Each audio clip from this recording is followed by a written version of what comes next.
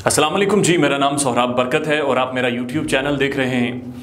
आज की वीडियो में मैं आपके सामने ना सिर्फ जो एक मंदिर का वाक़या हुआ भोंग शरीफ में, हिंदू कम्युनिटी का मंदिर तोड़ा गया, बल्कि उसके साथ ये भी बताऊंगा कि कैसे एक सोशल मीडिया की एक फेसबुक पोस्ट ने एक इबादत गाह को तबाह व बर्बाद करवा दिया।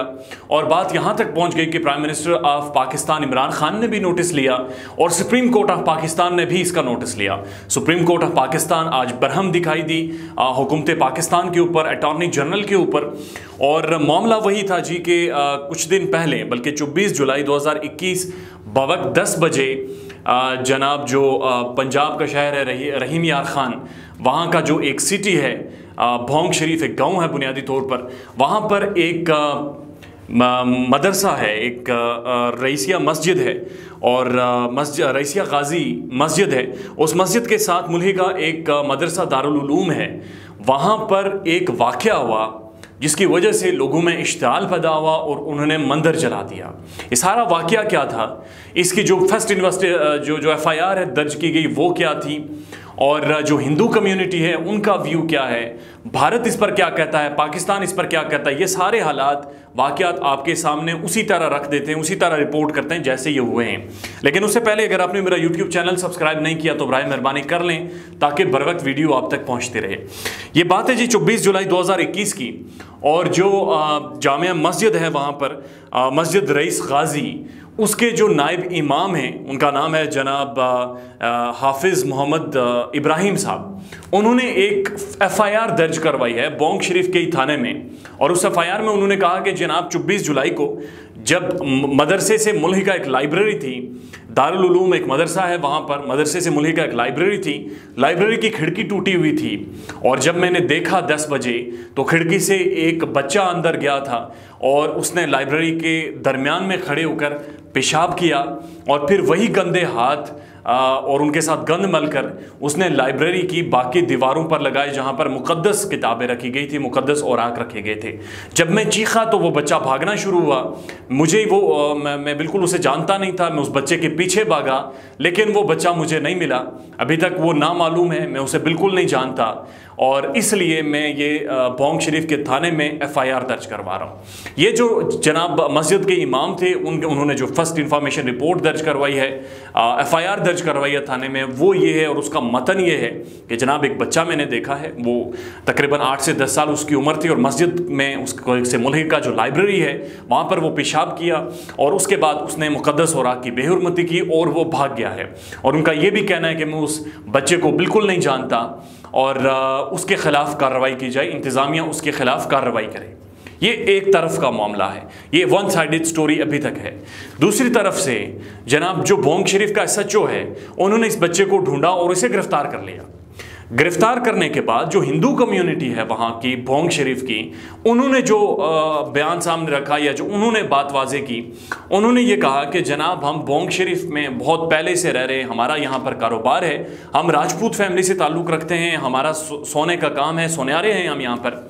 और इससे पहले भोंग शरीफ में या इस इलाके में कोई भी मजहबी बुनियादों पर हमारा इख्तलाफ किसी भी मुसलमान के साथ नहीं हुआ।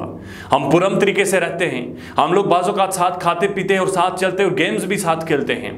लिहाजा ये जो बच्चा है ये वाक़ितन मस्जिद की लाइब्रेरी में गया क्योंकि खिड़की टूटी हुई थी, और जब ये खिड़की से अंदर गया तो मस्जिद के जो नायब इमाम ने उन्होंने इस बच्चे को देखा, वो चीखे, और उनके चीखने की वजह से बच्चा चूँकि कम उम्र है, 8 साल का है, उनके चीखने की वजह से उसका वहाँ पर पेशाब निकला और वो भाग गया। ये हिंदू कम्युनिटी कहती है।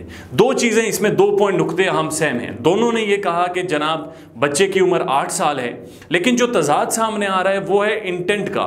मस्जिद के नायब इमाम साहब कह रहे हैं इसने सोच समझ कर ये अमल किया, जबकि जो हिंदू कम्युनिटी है वो ये कह रही है कि चूँकि वो बच्चा था, 8 साल का था, तो उसे डर कर वहाँ पर पेशाब निकला, उसने कोई ऐसा काम नहीं किया कि जिससे मुक़द्दस औराक की तज़हीक हो, मस्जिद की तज़हीक हो, कोई ऐसी उसकी इंटेंशन भी नहीं थी। लेकिन ये मामला बिगड़ा कहाँ से? कहानी इसके बाद आगे शुरू होती है। कहानी शुरू हुई एक फेसबुक पोस्ट से। जब ये वाक़या सारा हुआ तो जनाब वहाँ पर एक शख्स हैं, वहीं के रहने वाले, भोंग शरीफ के रहने वाले अब्दुल रज़ाक सोमरो। अब्दुल रज़ाक सोमरो साहब ने सोशल मीडिया फेसबुक पर एक पोस्ट लिखी और उन्होंने कहा कि इस वाक़े के बाद जो भी हिंदू मुसलमानों के साथ खाते पीते हैं या चलते फिरते हैं, अब अगर वो दिखाई दिए तो उसके जिम्मेदार वो खुद होंगे। ये बड़ी इश्तियाल अंगेज स्टेटमेंट थी सोशल मीडिया पर, फेसबुक पर, जिसने लोगों को इश्तियाल दिलाया। हिंदू कम्युनिटी फौरी तौर पर थाने में गई और जाकर उन्होंने इस बंदे के खिलाफ रिपोर्ट करवाई कि जनाब ये एक अब्दुल रज़ाक सोमरो नामी बंदा है, इसका इस सारे मामले से कोई लेना देना नहीं है, लेकिन इसने ये सोशल मीडिया पोस्ट करके लोगों में इश्तियाल दिलवाया है, लोगों में गुस्सा दिलवाया है। पुलिस ने इसे गिरफ्तार किया और कुछ ही घंटों बाद पाकिस्तान पीपल्स पार्टी के एक रहनुमा हैं जनाब रईस नबील, उनके कहने पर इनकी जमानत हुई। अब्दुल रज़ाक सोमरो साहब की जमानत हुई।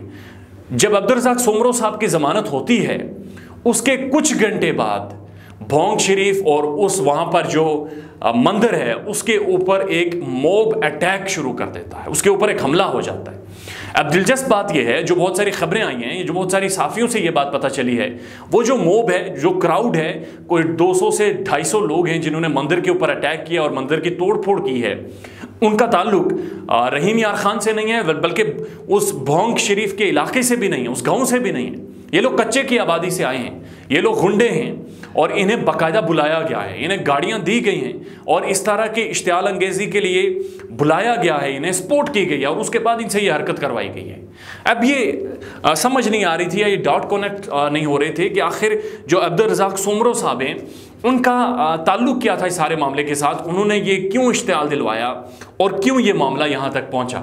जब बहुत और ज़्यादा थोड़ी रिसर्च की, साफ़ियों से बात की, तो पता चला कि जनाब जो हिंदू कम्युनिटी वहाँ पे रहती है वो 2 फैमिली से उनका ताल्लुक है। एक राजपूत फैमिली है जो भोंग शरीफ के सुन्यारे हैं, बड़ी तगड़ी फैमिली है, पैसे टके वाले लोग हैं और उनके साथ मुसलमानों के बड़े अच्छे ताल्लुकात हैं। दूसरे जो हिंदू हैं वो अक़लियत बरादरी के समझे जाते हैं, वहाँ पर हिंदूज़ में अक़लियती बरादरी के समझे जाते हैं और उनकी कोई वैल्यू, कोई इतनी इंपॉर्टेंस नहीं है।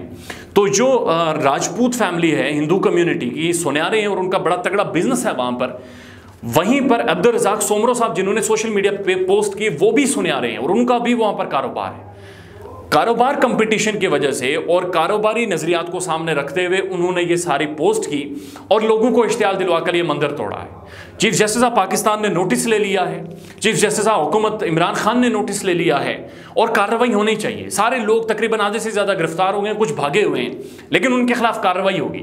सुप्रीम कोर्ट आज बरहम नजर आई और उन्होंने वाज़ेह तौर पर कहा कि इससे पहले करक में जो मंदिर जलाया गया था वो भी एक तशवीशनाक मामला था और उस पर सुप्रीम कोर्ट ने वाज़ेह तौर पर अहकाम जारी किए कि जिन लोगों ने मंदिर जलाया था उन्हीं से पैसे लेकर मंदिर की रीबिल्डिंग की जाए।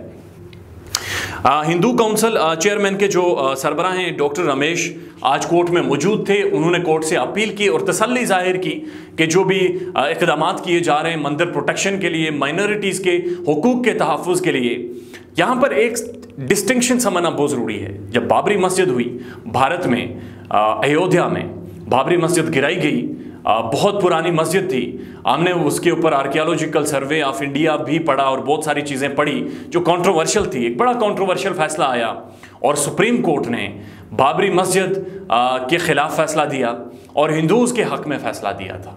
पाकिस्तान में ऐसा नहीं हुआ। पाकिस्तानी, वी बीइंग पाकिस्तानी, हम सपोर्ट करते हैं कि ऐसी जो अक़लियतें हैं ये हमारी खूबसूरती हैं, ये हमारी तारीख़ का हिस्सा हैं, इनकी इबादत गाहें हमारे लिए उतनी ही मुक़द्दस हैं जितनी हमारी अपनी इबादत गाहें हैं।